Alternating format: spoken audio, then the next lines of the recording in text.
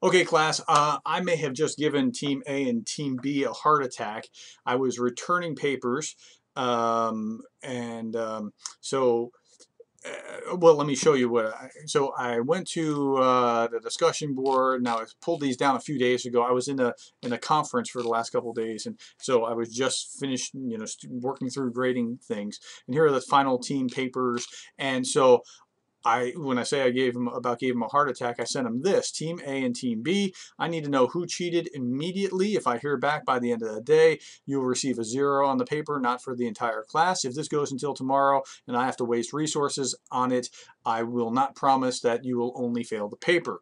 The other team needs to revise the paper and resend because you are moving over the excessive error policy. Revise the entire paper, not just what I marked. Dr. Gertis. Okay, so that gives you a good sense of how serious we are about plagiarism, one, and how serious we are about what you're writing. So let me pull this up, and so here's the give me just a second.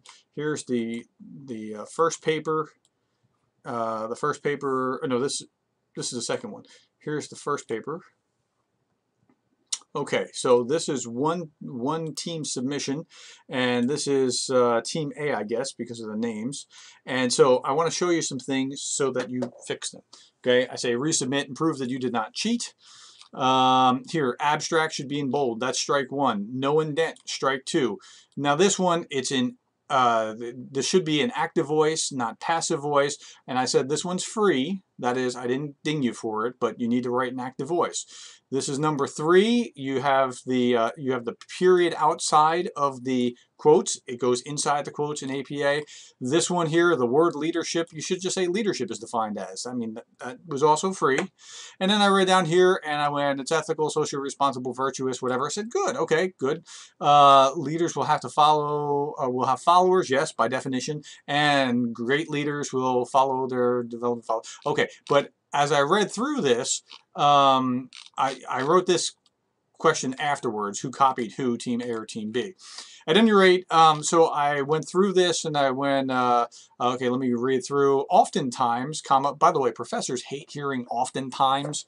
That sounds so clunky in academic writing. Just don't do it. You don't, this sentence would be fine without oftentimes. This definition of leadership will change due to many factors, including blah, blah, blah. You don't need oftentimes. Just leave it alone. And if you do use oftentimes, you need the comma. So you got dinged for the comma. You got dinged for not having the space here. You had another comma here. Author Mary Summerfield believes should just be Summerfield year. Okay, you don't use a first name. You don't use author. Just Summerfield year, and then you go on with whatever you're saying. You do not use a first name in APA. In academic writing, do not use contractions. Here, doesn't. It's academic writing is formal writing, so you don't use contractions. So at that point, I just said, look, I mean, four errors on a page, it gets kicked back. 10 errors in the entire paper. So I got to this block quote and I had enough. I was already over 4 by a good long shot, but I got to this block quote and had enough. I stopped grading. Excessive error policy, please resubmit. Now, the other paper, which was this one, looked very similar, and we found out why. So I realized that there was confusion between the whether it's a class assignment or team assignment. I'll address that in a moment. But here we go. So I start grading this one. Running head, ding, number 1. You put the names of each author here. That's ding number 2. No indent in the abstract, same issue. Same issue with the active voice, same issue with the period. And then this sounded awfully familiar when I got down here and was going, oh man, they plagiarized off each other.